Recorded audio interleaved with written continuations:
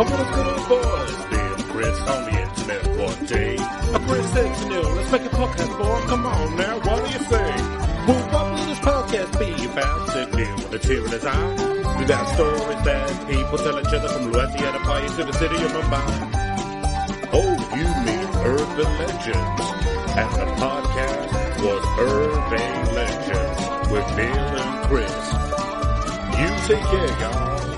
Hello and welcome to this week's episode of Urban Legends, the increasingly popular hit internet podcast addressing all your urban legend needs. And sometimes we look at some other stuff too. I am a stained glass window enthusiast, Chris Flynn. And with me, as always, is a man who is maybe number one in the world for the enjoyment of IMAX cinema experiences. It's Mr. Neil Herbert. Hey, Chris, how's it going? I'm good, mate. How are you? Yeah, good, thank you, good.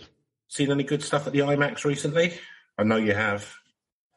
Oh, yeah, seen that new Predator movie. Really? Prey, I think was it called? Yeah. Was it? I've never been to an IMAX. What's it like? It's like a cinema, but bigger. Really? Yeah. Does it have any, like, 3Ds? Or is that... You can have up to 5Ds. 5Ds, so time and also squirting a bit of water in your face. Yes, yeah. Moving your seat around a bit. Not quite sure how that's, a dimension. Fourth and fifth dimensions, but there you go. So what got you into it? Did you just kind of go to big screens and, or I think it was shit, or was your eyesight getting increasingly bad, or what was it? A bit of both, really, yeah. I just kind of go to cinema and think, I could do better than this, surely.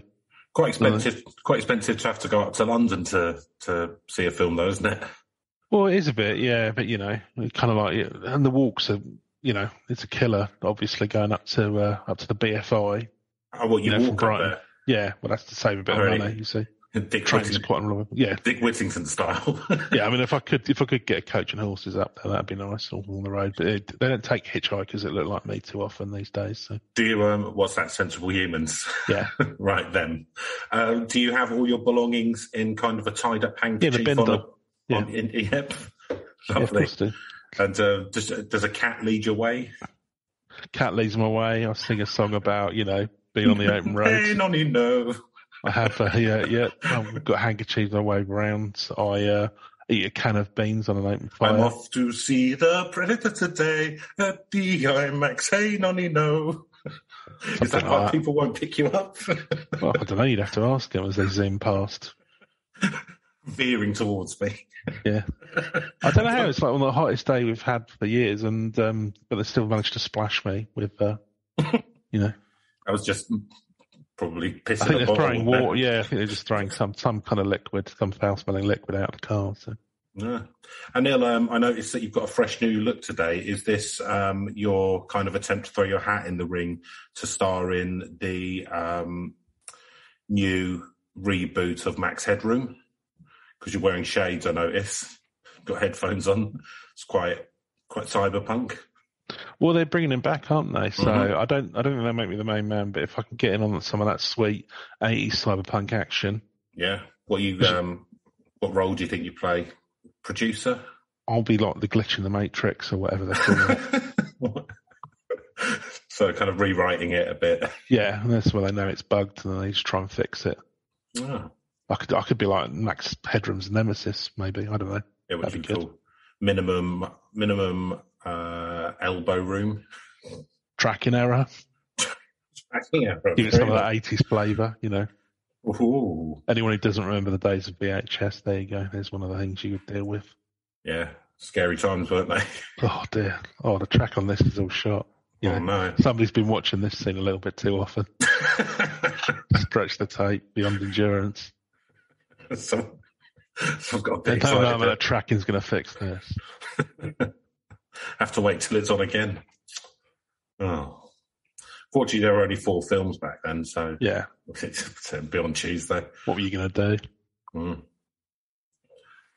Nice one. So, if the casting director and writer for Max Headroom are listening to It this, which I assume is they an are. unbelievable series of coincidences. If they are listening, then yeah, by all means, get in touch. Let's have a conversation. Let's see how it pans out.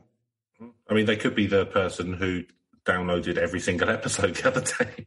Well, it's entirely possible. You never know. It's unlikely, but I mean, it is technically possible. It's technically, yeah, it's within the bounds of reality, so we'll take it. Yeah, it's pushing them, but it's still within. It's right up against the curb. So, what have you been up to recently, then, Chris? What's been keeping you going the last few weeks? Well, I've got finally. I've been in my flat for 6 months, and this is true. I finally ordered some. I found the bookcase that I want, so I got that from the YMCA. So that's been delivered on Monday. So were you singing that as they were delivering it all the way through? Yes, yeah, I was. And all the time you were putting it up, and yeah, well, it's 3 separate cases, and you can have them separate. They're taller than me, so kiss the moon. But you can also bolt them together to have one large thing. But it just means that I won't have just books in piles on the floor. So, I've held fire because I didn't want to just get anything, and these will last a bit. So I thought you were going for sort of book-themed furniture around your, I thought it was a conscious artistic statement, No, table made of books, chair made of books. That was just me collapsing asleep on a pile of books when I was having one of my drinking spells. Oh, okay. Fair enough. Yeah, no, it wasn't. And accidentally photographing myself. Accidentally. Sexy. Accidentally. You can taking new pictures of myself. Oh, good. I sent them to Tracy Emin. I'm sure she'll do the right thing with them. You know the Village People who did YMCA? Were they called the Village People because they were from the Greenwich Village, which is the sort of gay-friendly area of New York, or was in the 70s? Or is it because they were from a village in the Cotswolds and they really liked cups of tea and hated immigration? Which one was it? I suspect the latter. Yeah, it seemed like a narrow-minded group. Yeah, I think so. I mean, the other thing, if you've ever seen Don't Stop the Music, the Steve Guttenberg starring film, which shows the rise of the Village People, yeah, you do find out actually they come from a tiny village in Cornwall or whatever, and just very reactionary and narrow-minded. Tipton upon Twee, something like that. Yeah, and they just lived in like stone cottages. They learned they got their break doing Morris dancing, but then kind of an unscrupulous American director made them dress up all gay. Is that what happened? Well, they didn't know, did they? They didn't know. They were just from a little village in Yorkshire now. Gay doesn't exist in villages still. Leatherman just liked to dress up like Leatherman. And, just a lot of him twitching his curtains.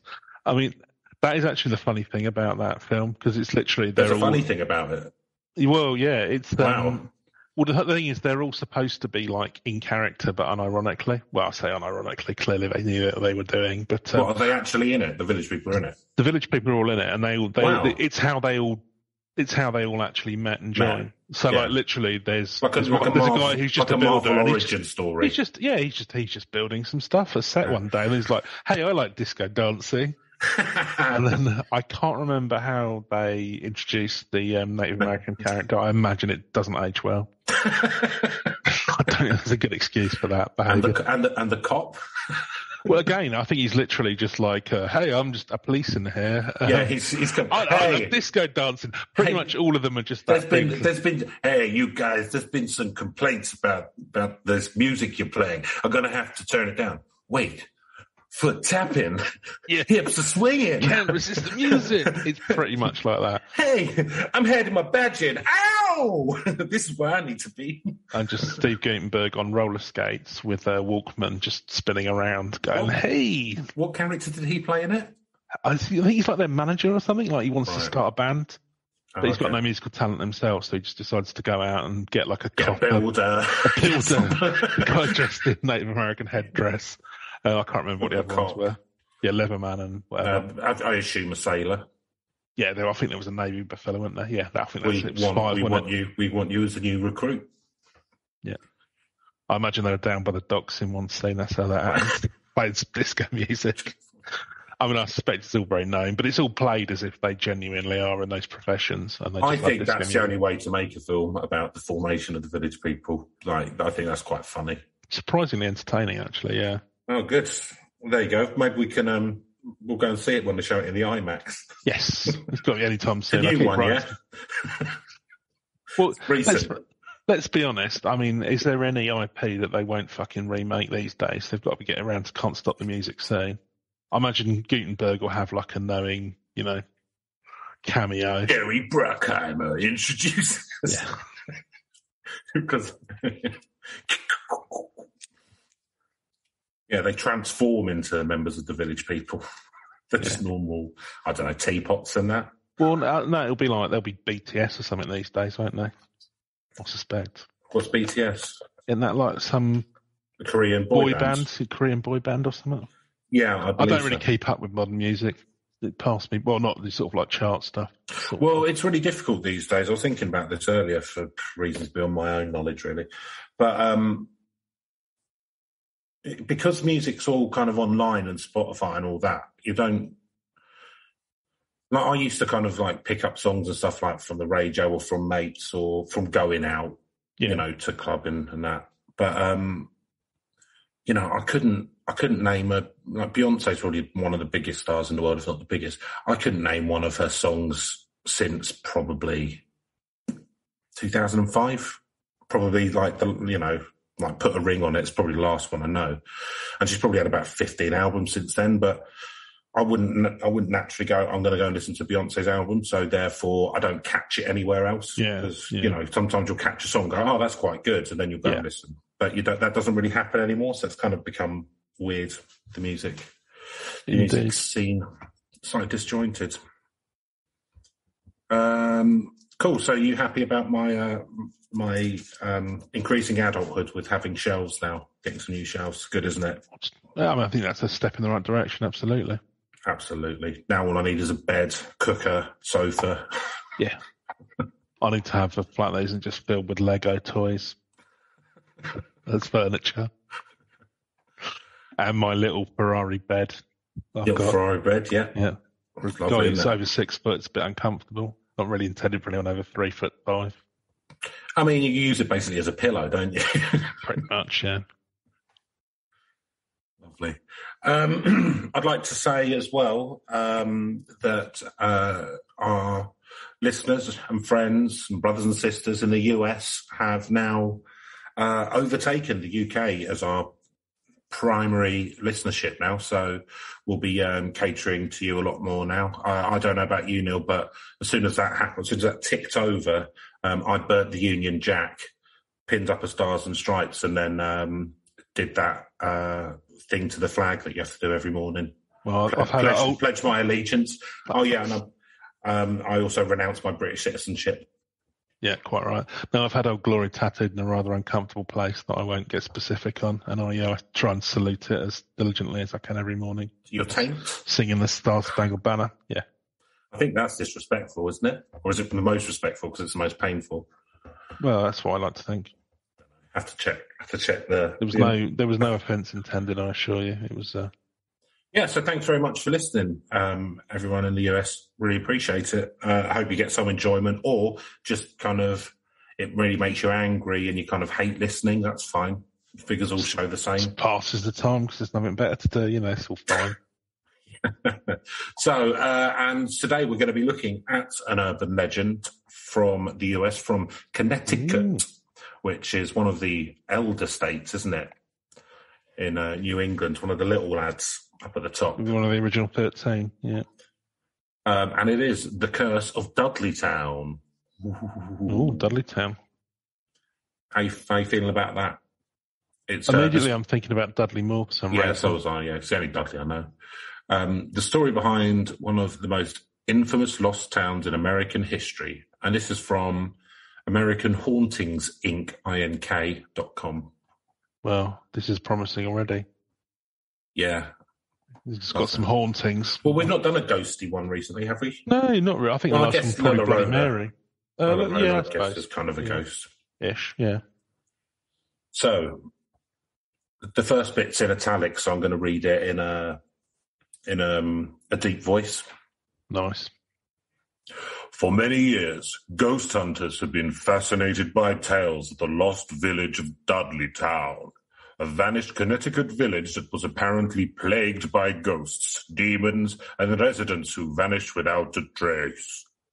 These grave events were said to have been caused by a curse brought by the Dudley family to the New World. But how real was this curse? As the reader will soon find, this so-called curse was nothing more than the product of active imaginations, but you will also discover there was something very strange occurring in Dudleytown, whether cursed or not. So, I mean, I've kind of given the game away in the first paragraph there. Was it a curse? No. Good day. Well, I mean, I think we should make our own minds up there. I don't like this, them telling me what to think. Do you know what I mean? Give us the facts, and let's make our own mind up. Telling all to think. So, it's not very balanced, is it? I've got to find someone like Casey believes in it. Well, I bet there's equal time. I bet AmericanHauntingsInc.com was bought by an oligarch, a Russian oligarch, and Probably. This is the editorial. Trying to pollute the airways or whatever. They're trying to make us not. They're trying to make us not believe in curses, so we drop our guard. Yeah. So, in the far reaches of northwestern Connecticut, in the shadows of the mountains and lost to the pages of time, rests the remains of a small village called Dudleytown. The homes of this once thriving community are long gone, but the land where the town once stood is far from empty. Amidst the forests and rocks are tales of ghosts, demons, unexplained mysteries, curses, and a rich history that dates back to the very beginning of America. Ooh. Do you reckon, is there a Dudley in Birmingham? Because it's just making me think of someone called Dudley. Yeah, Dudley's, that's where Nanny Henry's from.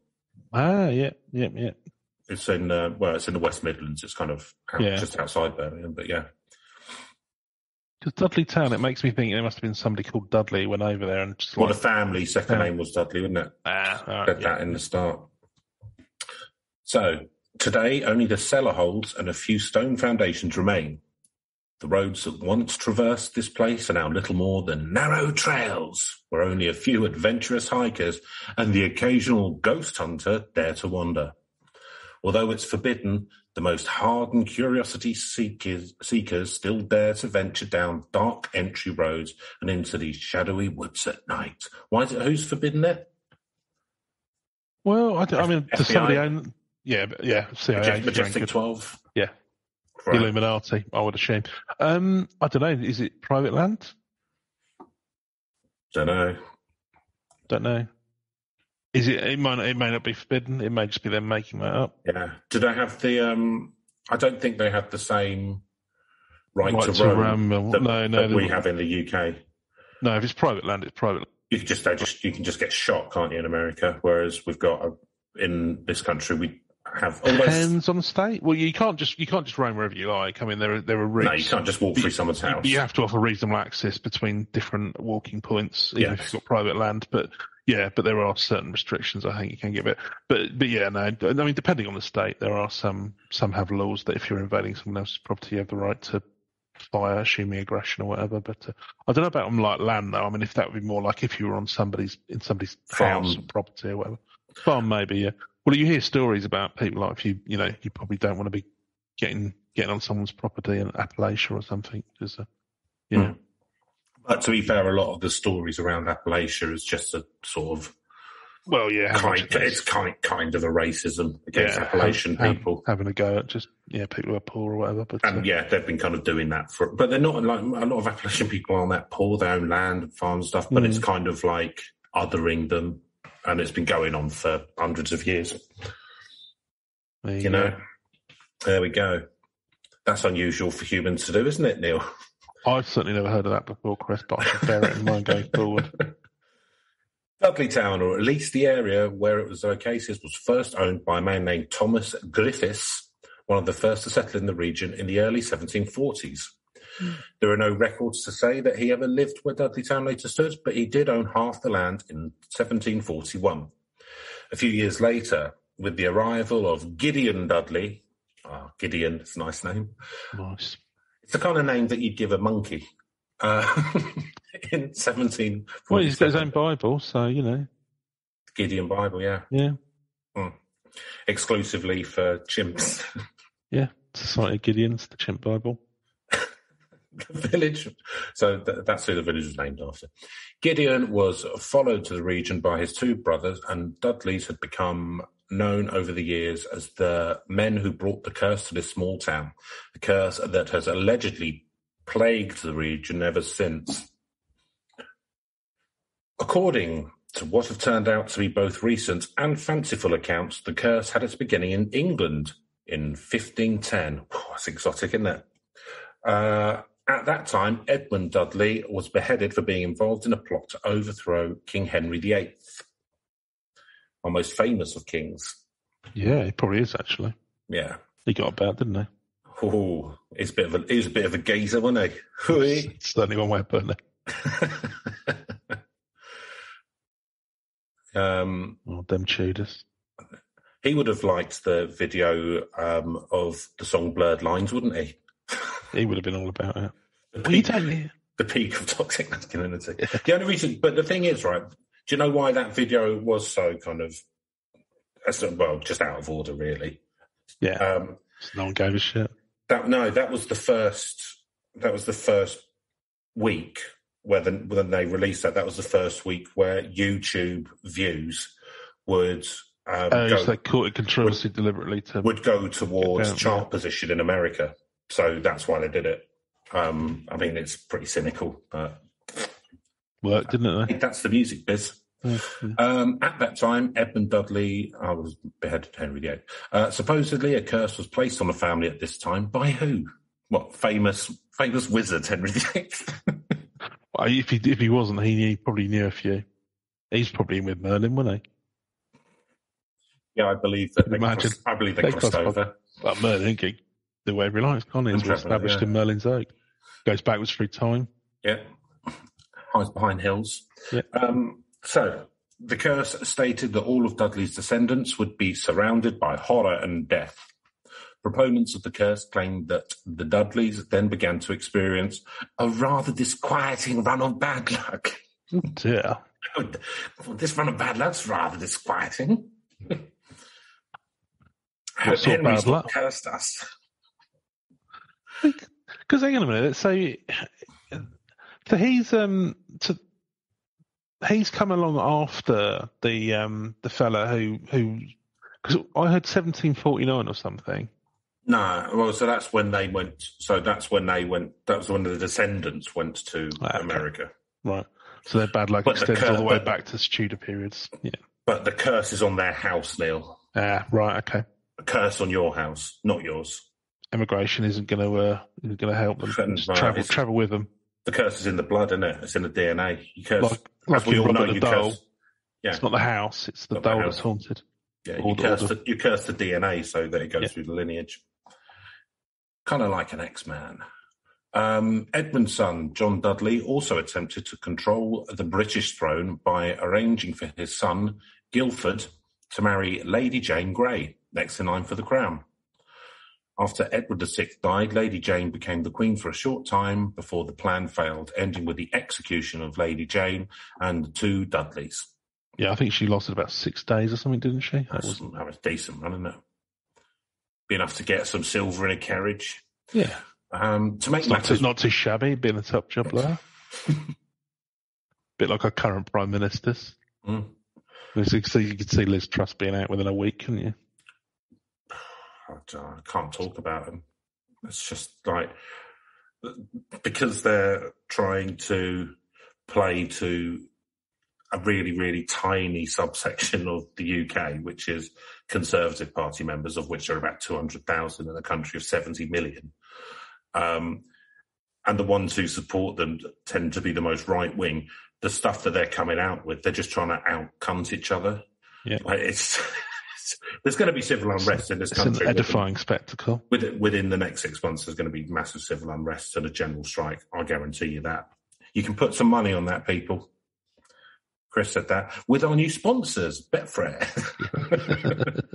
Just put in the offer code Urban Legends to get £5 on your account. Free £10 bet. Would you take money from a betting company? Oh, he's having a think. Don't know how much we're talking about. See all the cogs moving there. Yeah. The scales.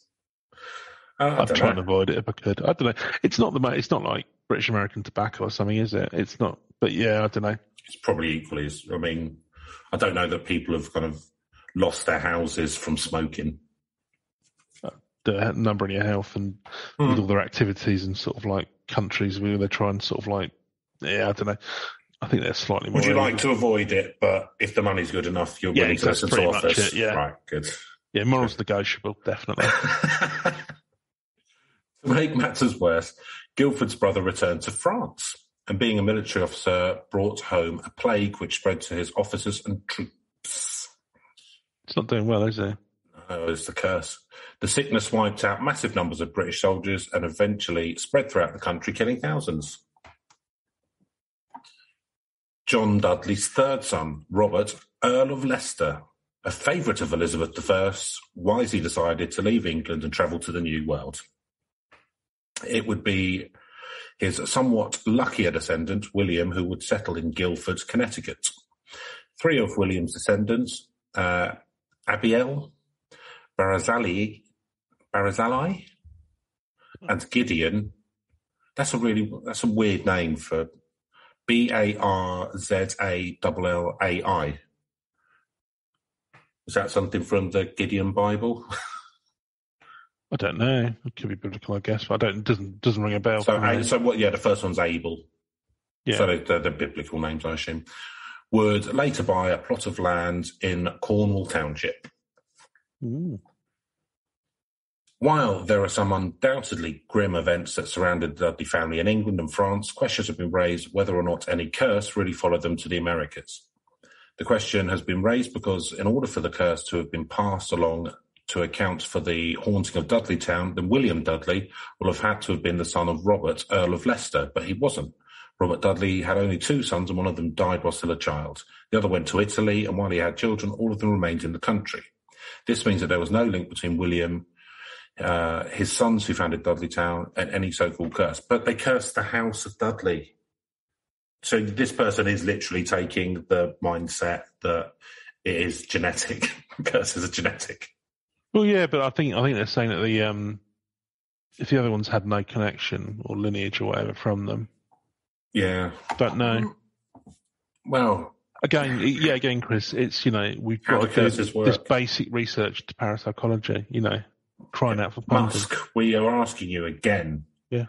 Please fund us to get some of this nailed down, because it really is more the basic facts we can't establish. It's shocking.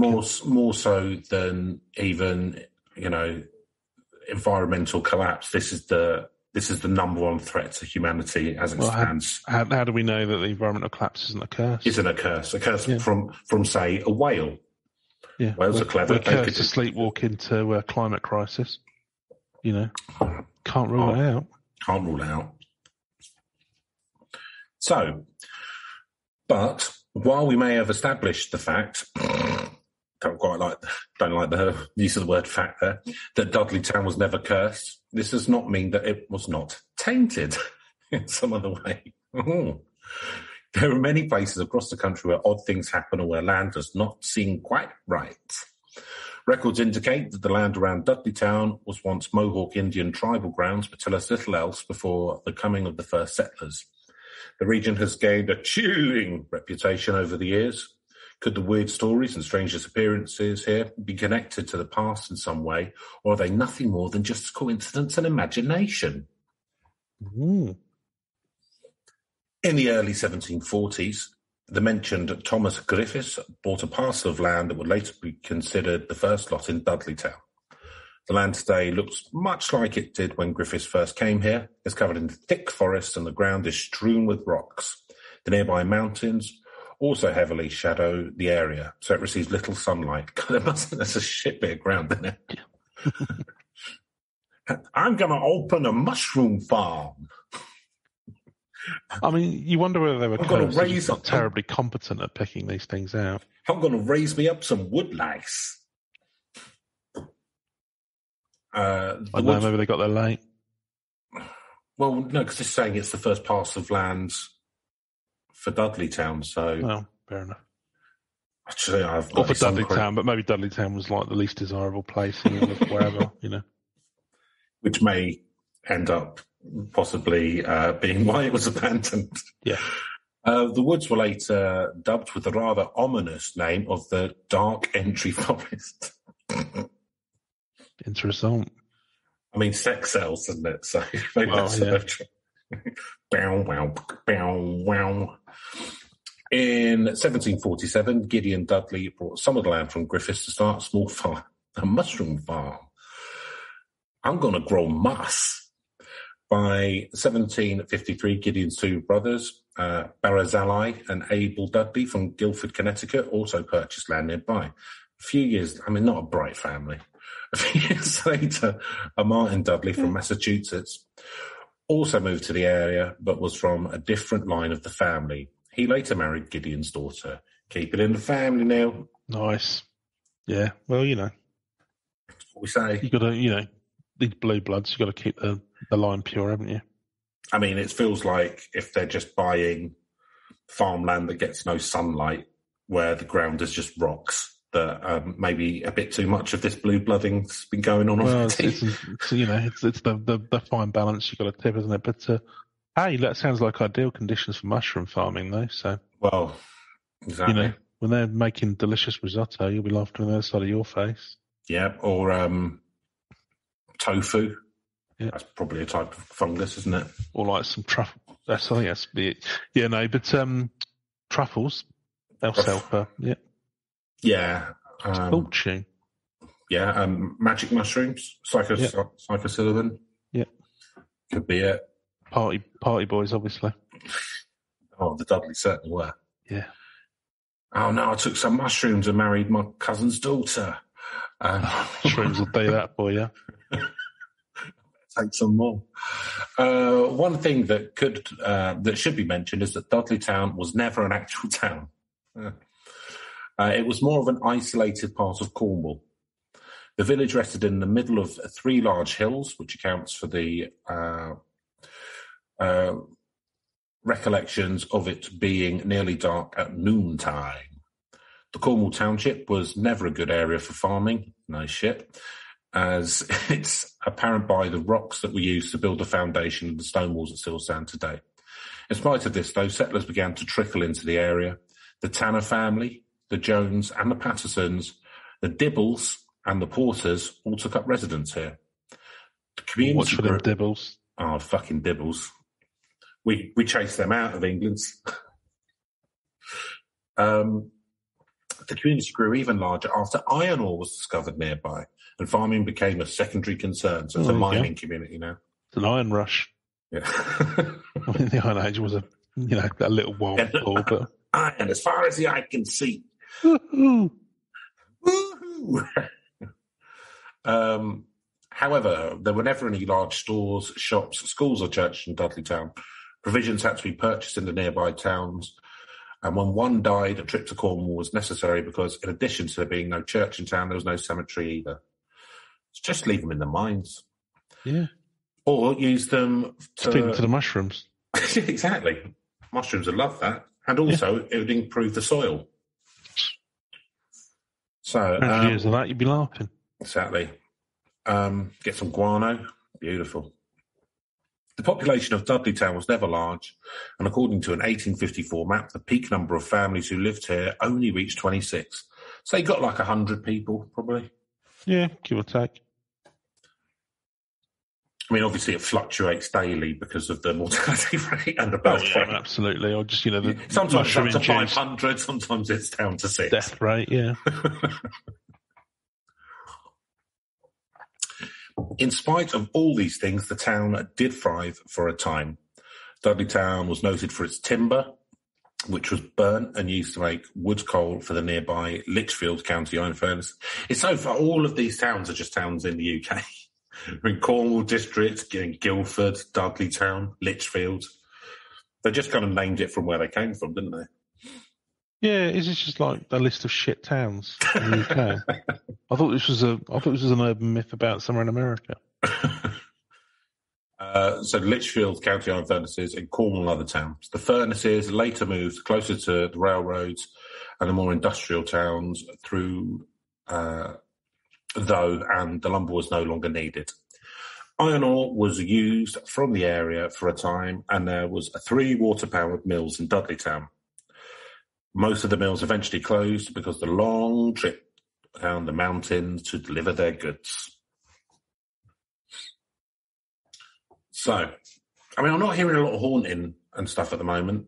Just hearing a lot of bad financial planning, to be honest with you, and sort of like not setting up you in the right area. Unfortunate, I'm sure. I wouldn't say curse. I think there's some tragedies coming up, so might kick up a gear. I'm on tenterhooks, don't worry, Chris. So, despite ratcheting up the tension here, one bit at a time. So here we go. Despite the outward signs of prosperity, not sure I was seeing a lot of prosperity. There were strange deaths and bizarre occurrences at Dudleytown from the start. Ooh. Some historians have attempted to downplay, of course they have. Yeah, they would. In a pocket of big history. The unusual events in recent years, they will debunk the legends of the town by first stating how few people there ever were who lived here, and they will try to downplay the disappearances, cases of insanity and weird deaths, as such things happen all of the time. What, in small towns? What, prosperous ones? Outwardly prosperous ones? And perhaps they do, Neil. But why so many unusual happenings in such an isolated area? What I mean, exactly. An isolated area is quite the place for going mad, aren't they? With so few people living in it. The number of the deaths that have occurred here would not be such a high number in a large town, but in a small community, one can't but wonder exactly what was taking place. There were also, I believe, not me, the writer, an inordinate number of people who went insane in the area on their diet of mushrooms and iron ore, as well as people who simply vanished, that are in addition to those who are documented here. It's no wonder, bogus or not, that the story started about the Dudleytown curse. Well, I'm convinced. That was a long build-up, wasn't it? But that's the end of Act 1, I believe they say in the film biz. So we've got a cursed town in the UK. Oh, cursed family. Cursed family, okay. Town sounds slightly cursed as well, but... What town? Dudleytown. That's in America. Oh, okay. I'm getting really confused now. Why are you getting confused? It's really easy. Are you even listening? So... What's confused you, Neil, of this incredibly straight-line narrative? I don't know. I think my brain's gone. So, what's the town called in... We're in a town in the UK at the moment where they grow mushrooms and stuff, yeah? No, that's in Connecticut. That's all in Connecticut. Okay. Yes. Right, okay, fine. We're still in the UK. Okay, fine. No, we left the UK hundreds of years ago now. Oh, right. Okay, I missed that bit. So... I'll give you a brief recap. So, Mr. Dudley, whatever, was involved in trying to plot against Henry VIII. Family was cursed. Some of his descendants were also kind of in and about the high echelons of British society and all came a cropper. Some people then moved over to America and set up Dudleytown. One went over and his family was, and his son was in Italy or something, but then there were some other people they were... Some other Dudleys who may or may not be related to the cursed Dudleys went over to America and set up Dudleytown. And that's on the worst piece of land. And that's what we're doing our iron and mushroom farming. Okay, fine. Yes. Okay. Good. Fine. Back up to speed. Is this because we started earlier than normal? Probably. So, Act 2. Concentrate. Right, okay, so I've got to keep... Facts just flying at me thick and fast, Chris. I have to just, So, 3 of the Dudleys moved out of the region and lived long and full lives. The region, which was Connecticut and Dudleytown in America. Yes? Yes? Okay. Did they move to Cornwall, by any chance? Which is also in America. I can understand the confusion because they've named all of these areas after places which are in the UK. So, yeah, fine. Cornwall is a county in Connecticut in America as well as a British county. Right. Got ya. I mean, they weren't imaginative. They didn't move there because of their imagination. No, well, I mean, I suppose it's natural, isn't it? It's where you come from, then you'd end up trying to make it New Cornwall or whatever. Let's call it New Cornwall, eh? Yeah, New Cornwall. Yeah. Chrysopolis, that's what I'd call it. Of course you would. Of course I would.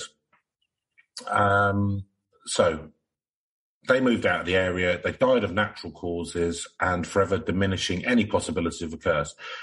Only Abel Dudley remained in town, and after a series of reversals, wrestling style, lost his entire fortune and his mind.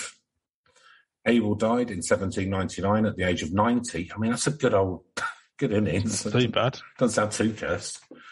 And when he was no longer able to pay his debts, the town took his property, sold it, and then made him a ward of the town. So that's basically, you get looked after by the town. Sounds all right. Very acceptable. Yeah. Towards the end, Abel was senile and insane and would not be the last to suffer. I mean, yeah, but he's 90. I mean, unfortunately, there's a horrifically large percentage of people who end up having mental issues towards the end of their lives. Or it could be a curse. In 1792, 7 years before Abel Dudley passed away, his good friend and neighbour, Gershon Hollister, who was the proprietor of the fashion brand Hollister. Have you heard of that? I never have, no. I've heard of it. I couldn't picture any of it. Was killed when building a barn at the home of William Tanner, Abel's closest neighbour. Tanner was also said to have gone insane, although likely from old age and senility rather than from supernatural influences. He lived to the age of 104. Fucking hell, these guys are outliving people these days. They're doing well, yeah. This actually sounds like a miracle town. Diet of mushrooms and outdoor activity, Chris. That's the good, obviously. Yeah, nice irony water. Yeah. And according to records, was slightly demented. Hey. That's what I've got on my passport. At the time of his death. There have been stories that have circulated claiming that Tanner told other villagers of strange creatures that came out of the woods at night. If this is true, and there is no way for us to know if these creatures were products of the unexplained or products of Tanner's feeble mind.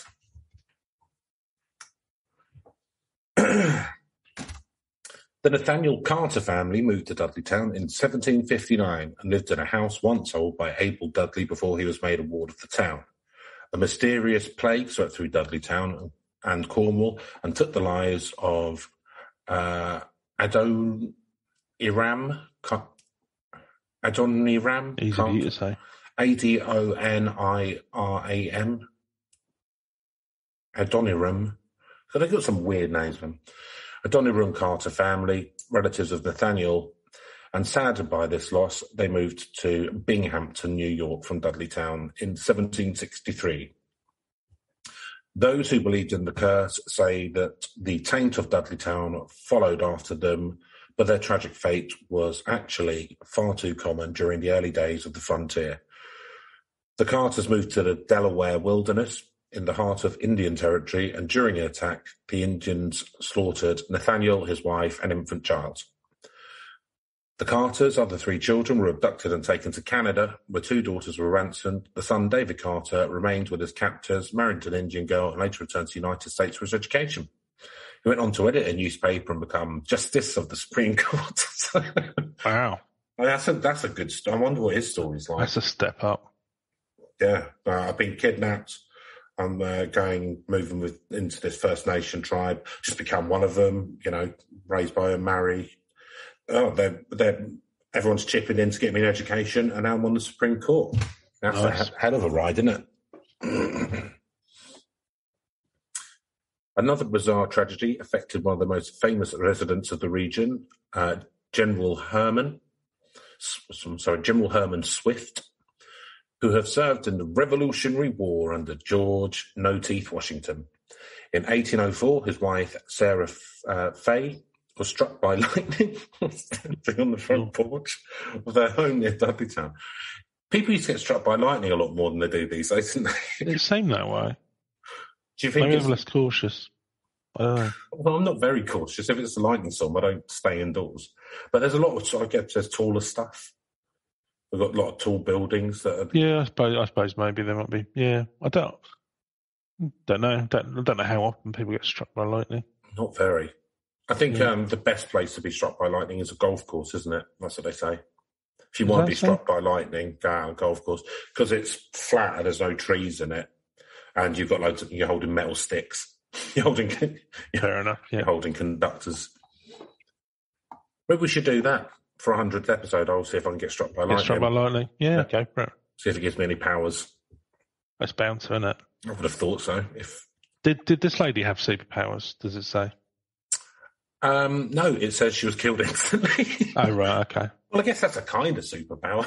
Well, yeah, maybe in the afterlife she's got superpowers. We don't know. The general went insane and died soon after. Many have dismissed this incident as not being connected to the other unusual event, saying that Swift did not actually live in Dudleytown, but on a bald mountain road where his house remains today. And they only went insane when he became old and senile again. Seems like they're attributing a lot of kind of stuff that happens to most humans on a curse. Yeah, and they seem to have a lot more of it, or, a lot more of it because actually they all live to about 150. We got to die someone, haven't you?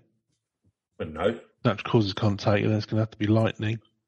The natural causes are always like heart failure. Well, yeah, pretty much. But it all causes cancer's a natural cause, isn't it? I get unless it's being shot isn't natural, is it? No.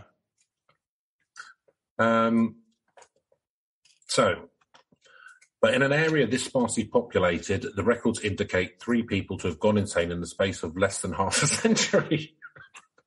It does. I'm not seeing a curse. Could this be mere coincidence, Neil? And does a person being struck by lightning while standing on their front porch qualify as being unusual? I would say that it does. And our story is not yet complete. Good Lord, there's more. Yeah, how are you feeling so far, Neil? Scared? I'm terrified. I can't explain any of this. Yeah, having a really long life, kind of thing. Not really, not really doing that bad at all. Your business goes down the pan, so the town make you award, so therefore kind of look after your needs. I mean, I guess I'd have to say they sound like fucking commies to me. Well, it sounds good, but you don't know. It might have been like because they were like workhouses in England, weren't they? But they weren't a barrel of fun, so I don't know. Yeah, but maybe being a ward wasn't particularly great. I don't know. Well, I think you get shelter and food. Yeah, we would hope so, but. Well, you're not living to 105 if you're not getting that. Well, no, they would be getting that, but no, it just depends on the manner in which it's provided, doesn't it? It's kind of like, I kind of think like a pauper. I don't know. Honestly, don't know.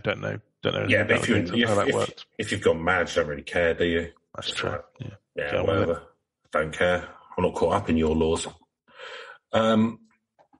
So, another famous personage allegedly connected to Dudleytown was Horace Greeley, the editor and founder of the New York Tribune. Or so the stories of the curse go. In this case, the story deserves to be debunked.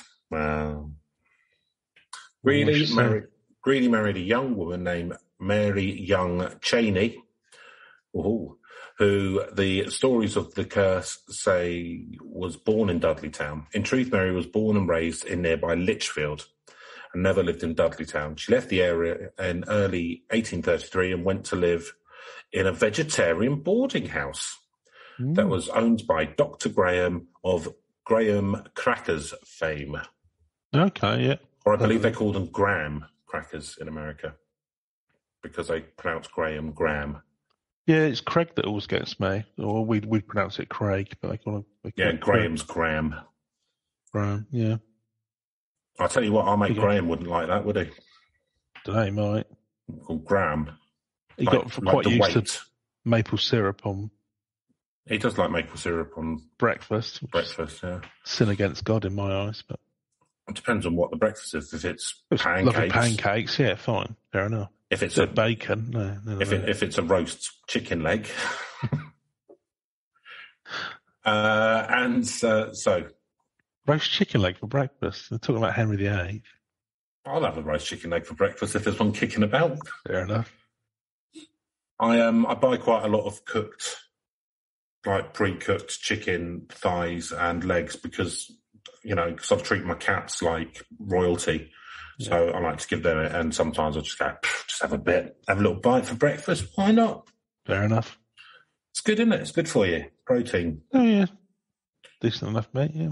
Yep, I'll have a bowl of porridge and a roast chicken leg. That's my new Hollywood diet. So, Graham crackers. So Dr. Graham of Graham Crackers and became involved in the popular wellness movement at the time. Oh, that's when you had Kellogg, like putting yogurt up your arse and that, isn't it? Well, yeah, he was involved in a lot of various wellness things. So the cornflakes were one aspect of that, but they believed a lot in elements and all of those kind of things. Yeah. Was there a religious element? I suppose yes, there probably was. There was. He was very puritanical. You weren't meant to ever masturbate and only have sex with procreation. Oh, okay, yeah, that vaguely rings a bell. No, I didn't. It was essentially a proud boy, which, if you follow that logical conclusion through, means that proud boys probably always have yogurt up their asses. It's entirely possible.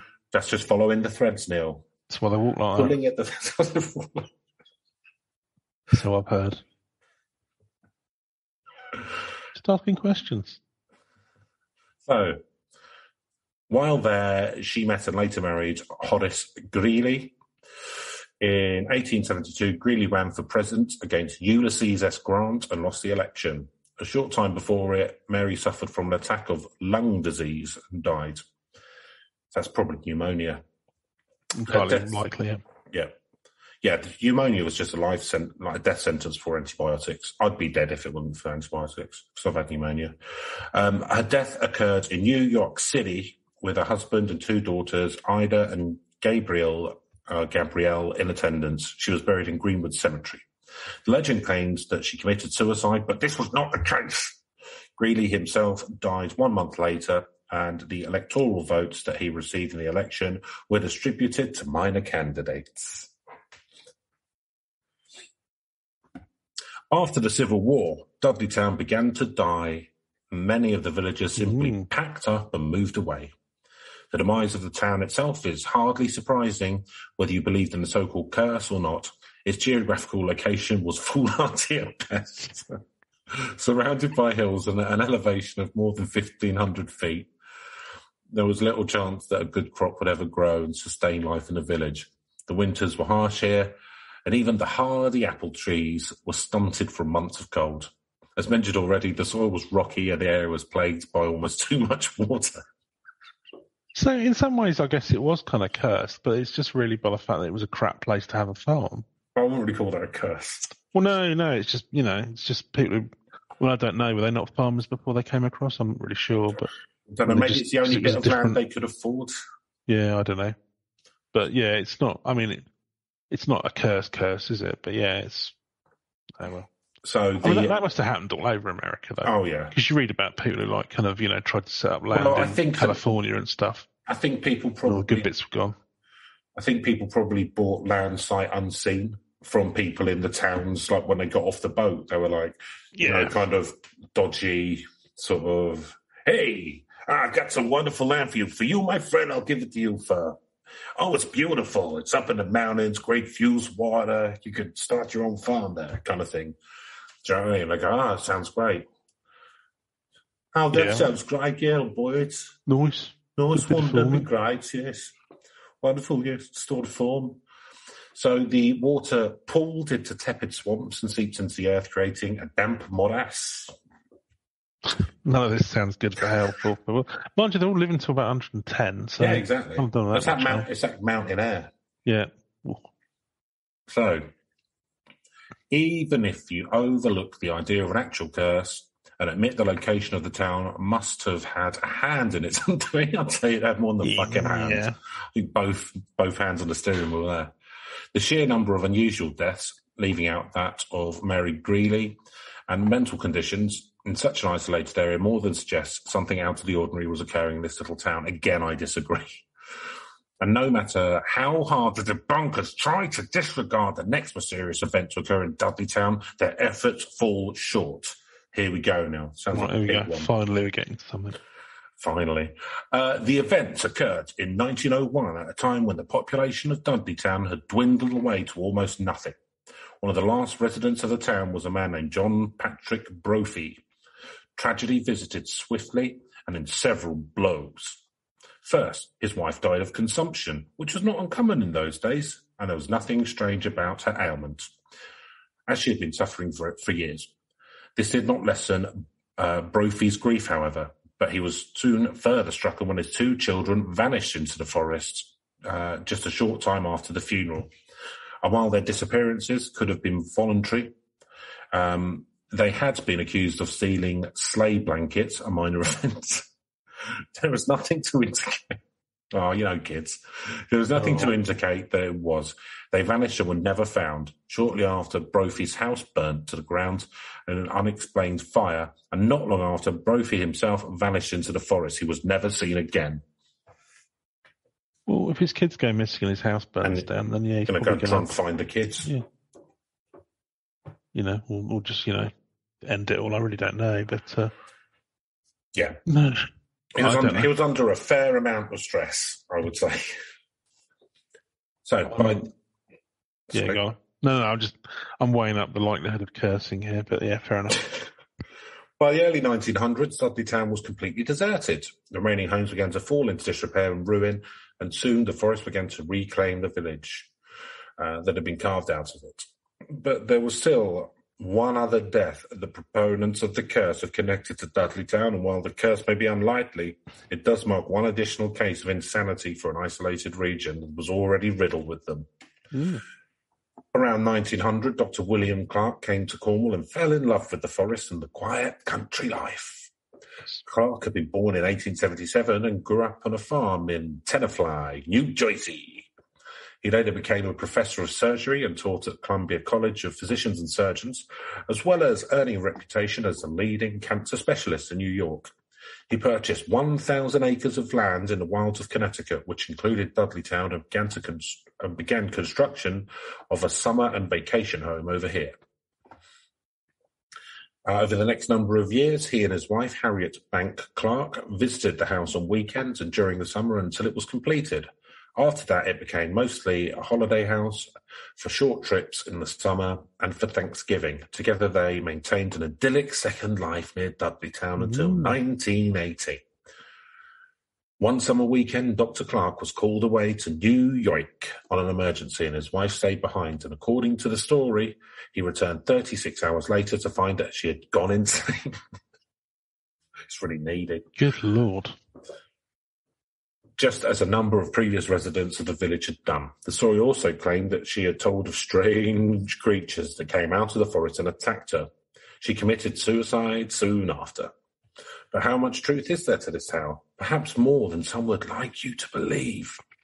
It has been recorded that for several years before her suicide, Miss Clark suffered from a chronic illness. There is nothing to indicate what the ailment might have been, whether it was a physical or a mental one. I'm guessing mental. I think it's safe to say that mental stability. Sorry, I'm going to take that again. I think it's safe to say, though, that mentally stable individuals who do not ordinarily take their own lives. Don't know, samurai. Well, that's true. Honourable people do all the time, Neil. So, as far as whether or not she saw strange creatures in the woods, well, we will never really know for sure. But even if she's not saying, she exactly ultimate. Talk conjecture at this point. Talk to the hands. But even if we disregard this, we still have one more suicide that occurred to a resident of the nearly non-existent village of Dudleytown. While undoubtedly shattered by his wife's suicide, Dr. Clark continued to maintain his house in Dudleytown and continued to visit. A number of years later, he remarried and returned to stay at his summer house until a larger home was completed nearby in 1930.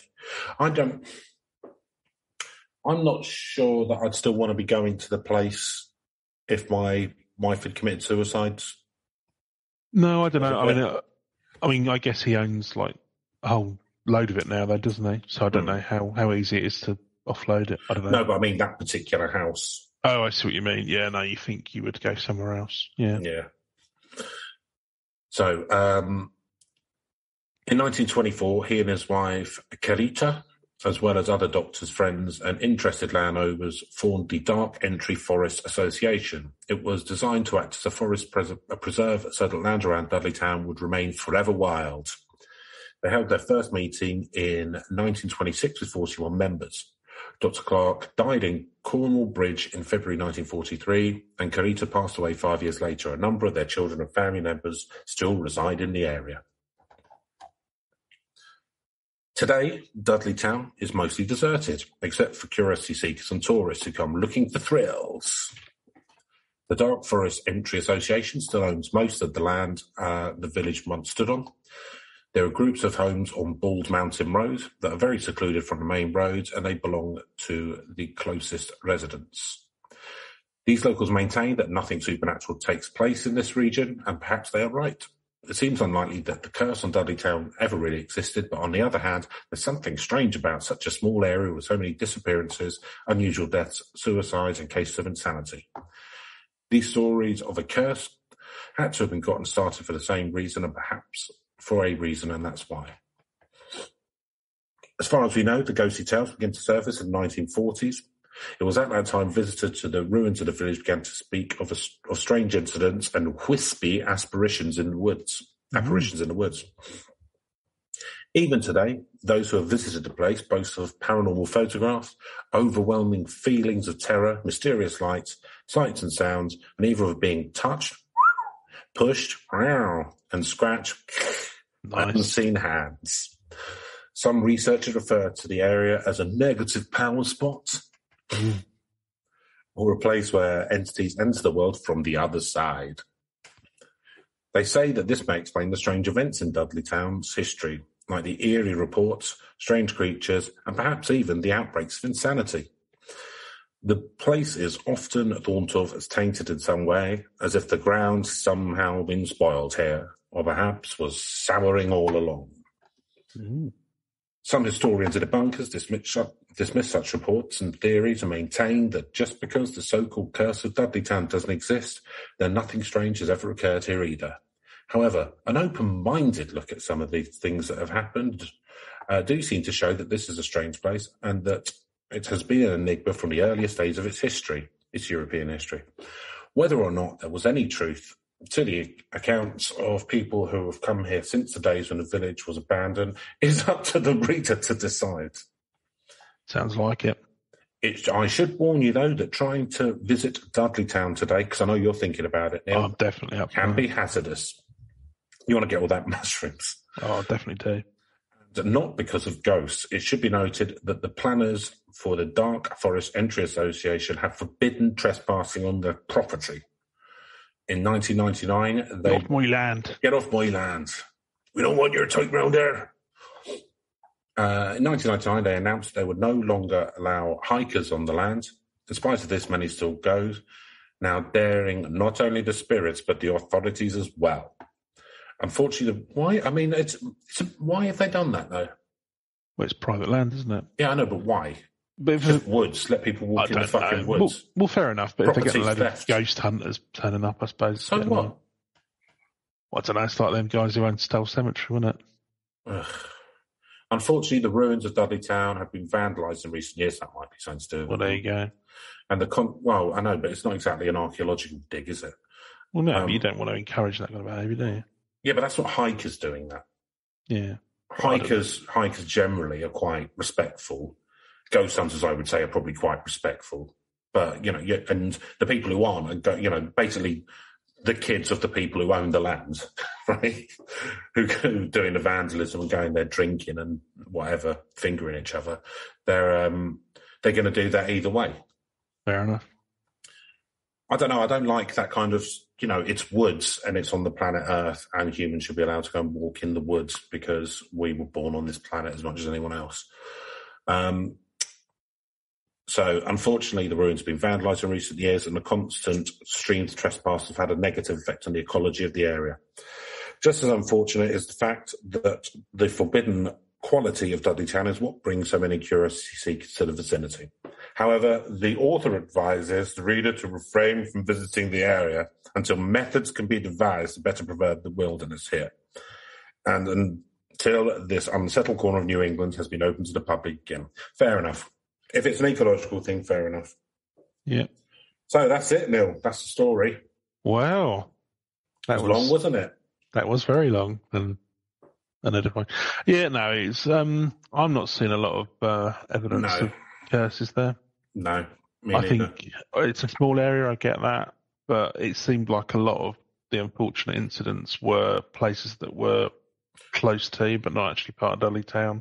And there wasn't loads of disappearances. Like some kids got lost in the woods, and the dad did kind of find them. But I mean, there's wolves and bears and shit up there. Do you know what I mean? It's like if you look at the history of a hotel, it's like this hotel is haunted, and this guest died in this room, and blah blah blah. It's like you get to any hotel or any house or whatever, there's going to have been deaths in there, So anywhere over a certain age, yeah.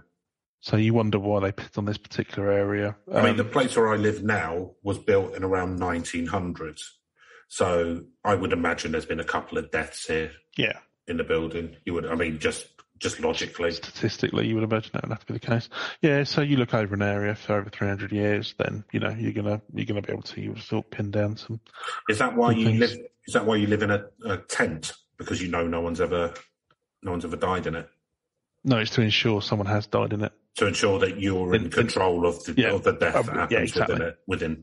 Who and how, yeah. Yeah, like kind of the gatekeeper.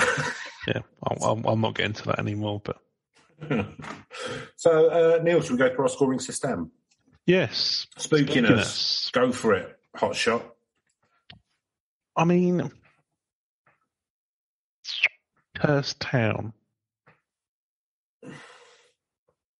I mean, I think I might have been through a few, but I don't know. Are you having a go at Winchester again? No, I'm not going to mention Winchester. No, I don't know. It's kind of, it's not that spooky to me. I think, there's been a lot of unfortunate things have happened to some people in this place, but over hundreds of years, then you're bound to get some things like that. And there's nothing inherently. I mean, it's just a curse would be kind of like. Yeah, no, there's nothing that makes that hair on the back of my neck stand up on this one, so I'm going to give it a 3. 3. Yeah. I mean, the actual location, I mean, it sounds like it was quite a spooky town because it was it feels like kind of in a bowl of mountains where you never really got any sunlight and it was always quite dark. And you're in the wilderness and, there's that kind of, it sounds like they were kind of, a bad, well, I was going to say paycheck or famine, but whatever. It sounds like they were kind of living on the edge. So I imagine it wasn't a great place to live, and it's probably a bit spooky. And so, but along the lines of spookiness because of some kind of curse, I mean, everyone there seems to have lived to a fucking great age. So I'm going to give it a 4 because I think it would, if you were there and you were living there, it'd probably be quite spooky. But yeah. Believability. Well, all of this stuff seems to have happened, so believability's high. The curse part of it brings it lower. Do I believe there was a curse on the town? No, I don't. The fact that people have had mental illness as they've got older, unfortunately, it's something that happens, and these people seem to have grown pretty old. But, I mean, the ruins are still there. The place existed, so, I'm going to give it a 7 for believability now. Yep, similar logic. I'm going to go with a 6, I think. But, yeah, I mean, the facts are all there. You just draw your own conclusions about whether or not it means there's a curse. So I'm going to give it a 6. Okay, and narrative premise, Neil? Oh, no, Reach first, isn't it? Reach. No, it's narrative premise. No, I was right. Yeah, okay. Yeah, I think there is some narrative premise here. I think there's foundations for something. So I think you could, I mean, it's not amazing, but you think about something like Poltergeist, where there's a haunted house, something like that, and you could do like a whole haunted town. I don't know. I think there's probably been similar ones, but they've been invaded by vampires or something. But yeah, like a whole haunted town. I think there's there's the bones of something there. So I'm going to give it a 6. 6, okay. Yeah, I mean, it's not bad, man. I mean, it goes all the way back to Henry VIII and stuff happening in the old world, or the current world for us, I guess. And there is historical stuff of this Dudley family, they're kind of power playing at kind of the top end of British society, and it always going crap. Made it to the top. Lady Jane Grey. Yep, for a very brief amount of time. So, I mean, that stuff's all interesting because it's historically there, and all of the stuff that's happened historically there. I think it sounds like it's kind of been stitched together a bit. It might have just been like minor Dudley. I mean, not everyone with the surname Flynn is related to me, thank God, because there's that nuts QAnon ex-general Mike Flynn. The shame of the family. But, and it's people are still saying the same stuff today. And, there's lots of little kind of stories, like it could almost be like a little, Dudleytown, the series, and you can have a different story each week or something that happened there. So I don't think it's too bad, so I'm going to give it a 6 as well, Neil. And that leaves you with Reach. Yeah, again, not one that I'd heard of. It's been around for a while, and there's quite a lot of story to it. So I think in terms of timing, there's a bit there, but it's not one I can see. It's not one I see growing massively, and I don't know that it's one that's. I don't know. I didn't hear anything in there, Chris, around episodes of Supernatural. That's our litmus test. Movies, books, etc. No, it's been in a couple. So further reading on Wikipedia. It's in a book, which is the history of Cornwall, Connecticut, and there was an article about it in the New York Times, but that's it. It hasn't really been used apart from that. More local places written articles on it. So, yeah, I think the reach probably isn't massively broad outside of, even around America. I'm not convinced it'd be well known all over the place. I don't know. It's probably one of those things, if you're in the region, you might. Yeah, if you're or somewhere England. Near. Yeah. Because of the history, I'll give it a 5. I'm going to go in the middle on this one. Yeah, it's got great reach. Yeah, and I think I'm going to go for a 5 as well for similar reasons. It doesn't seem like it's been sort of taken and used as a story elsewhere or appeared in other stuff. But it has gone on for a long time, and so since Henry VIII's time, well, that's. I wouldn't say. I mean, I don't know when the actual kind of. I mean, it does say. I mean, it's through time, but it says that the haunting story sort of started in the 40s. So yeah, actually, well, I'm going to give it a 3 for Reach, Neil. Fair enough. Which gives us a total of 40, right in the middle. So I did the maths, and the average score is 41. So that is the bell curve. Oh, there you go. So if you're 105 and senile and live in a haunted village, please get in contact at legends.podcast@gmail.com. Love to hear from you. Love to hear from you, whatever your sort of mad ramblings are. But beyond that, hopefully we'll all be as lucky to live over 100, whether, we've gone slightly doolally or not. Be nice, wouldn't it? Fingers crossed. It's the quality, Chris. That's what I reckon. I completely disagree. Fair enough. As you know. It's always quantity over quality. And on that wise piece of advice, quantity over quality, people, hence why we've produced so many of these, I will speak to you next week. Have a nice week, guys. Bye-bye. Goodbye.